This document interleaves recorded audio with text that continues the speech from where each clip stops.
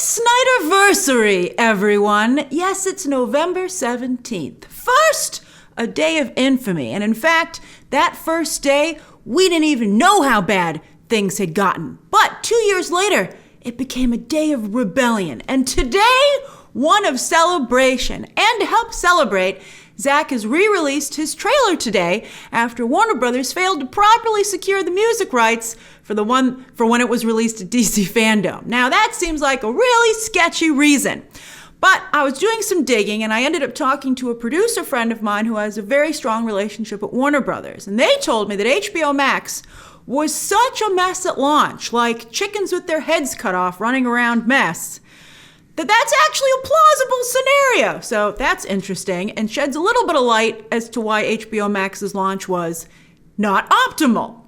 Also, it's, as I'm sure you've noticed, it's in black and white, just as the posters have been. And I've seen a couple of people say, why do I have to watch this in black and white? Why is it in black and white? Well, it's tough for me to navigate what I can tell you and what I can't tell you, but I'll tell you two things that I think are important. The first is that at some point, you will be watching the complete cut of the Snyder Cut in black and white as well. And you will be lucky to be in attendance to do so. That's going to be a pretty freaking neat event. But also, the black and white print is very special to Zack Snyder because he only managed to save a black and white copy of his footage for himself. And it was looking at that black and white footage that's how he spent years assembling the rough Snyder Cut that he eventually showed to Toby Emmerich and the other suits at Warner Brothers after the November 17th, 2009 tweet storm that you did. And the suit said, Toby Emmerich and company said, Zack in our interview said that Emmerich is the one who called him and said, maybe we should do this. Can I take a look at it? So years spent with this black and white footage. So it's like, that's like if you're gonna, I know this fandom has become something very special. So let's say if you're gonna think of it in the holy way, in the purest way, black and white is how the Snyder Cut should be seen. It's fascinating. It's a fascinating story. All right, so anyway, today I'm going to break down the sprinkling. It's just a sprinkling of new shots that Zack added to this trailer. And no, one is not the new Joker look. It is way too early for that reveal.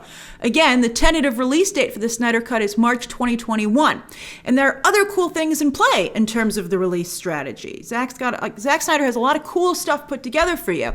And as he said in our interview, HBO Max is planning a very big and detailed ad campaign with also more goodies for you. So with so much at stake, you have to also factor in what the pandemic is going to do to this.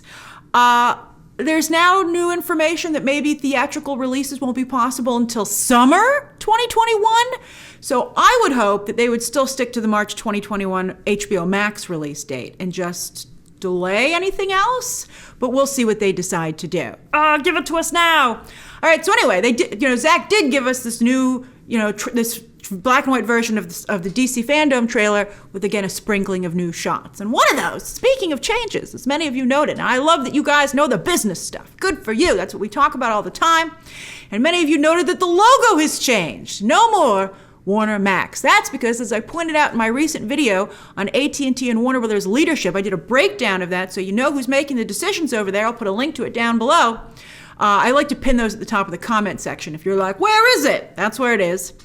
But HBO Max's independent movie division that was supposed to be part of Warner Media, which was under AT&T, well, that's been shut down.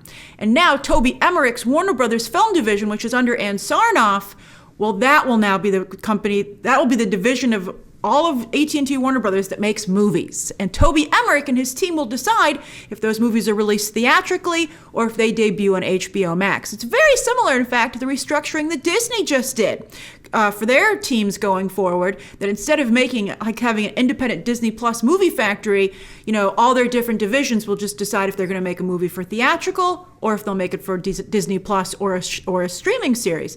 That's interesting. The Disney divisions control their own television as well. But still, at at Warner Brothers, DC is divided into film and TV. So frustrating. All right, so anyway, after that, the next new shot is Cyborg watching kids playing football in the street. He's not sad because he wasn't invited to play. It's not a Charlie Brown moment, although Charlie Brown was always at least out on the field, even if Lucy was making fun of him.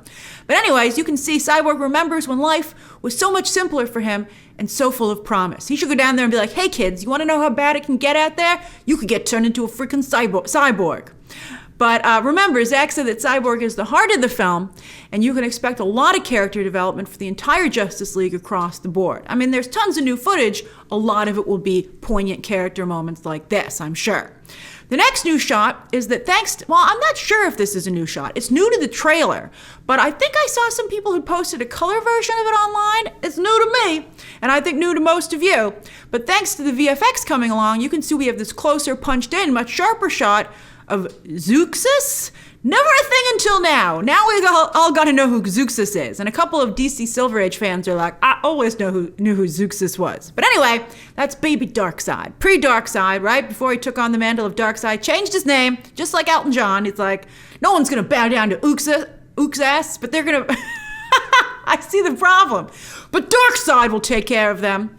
And as you can see, he already has assembled an entourage. But they're all pre-scales. You know, there's the Steppenwolf thing, and there was Steppenwolf and Desaad, because you might be like, oh, it's only for Darkseid soldiers. But Desaad has a similar costume, as you can see in the next shot in both trailers. So I wonder when he's like, decides to go for the scales look. He's like, I've changed my name. I can't have the same look. Then finally... Yeah, it's not very many new shots, but this is nice. This is a nice one. Hippolyta gets her shot swapped out. She was in both trailers, but here she gets an action shot. Oh, it looks fantastic. She's got the mother box playing keep away from Steppenwolf and the Parademons, as we know from the, from what we've seen, from Justice League, the remnants of Zack's version.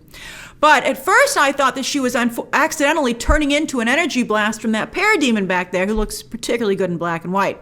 I'm like, those are some nice sunglasses or whatever you got going on there, buddy. But I was like, parademons don't shoot energy blasts, and Hippolyta wouldn't be so. That's a rookie move to turn in. You know, it looks like a cool like Snyder classic slow-mo shot. But she wouldn't turn into an energy blast. That would be embarrassing, and it's certainly not something you'd put in a trailer. But in closer inspection, you can see that the mother box is in fact ruptured. Steppenwolf's like, man, I gotta bring it back broken. But it's ruptured. We'll see who breaks it. But it's ruptured and it's leaking energy. And that's actually what's going on. So it's gonna give her a cool swirl of energy as she moves around in the sequence. So that's gonna be pretty cool.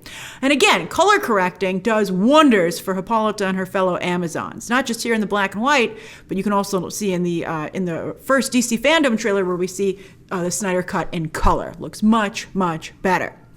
So those are the new shots. I know you're hungry for Snyder Cut news, but as he said in our interview, he's got to save some surprises for the actual release. There should be at least one more trailer. All right, so share your thoughts down below, subscribe today, and of course, as always, you can check out some more videos right now.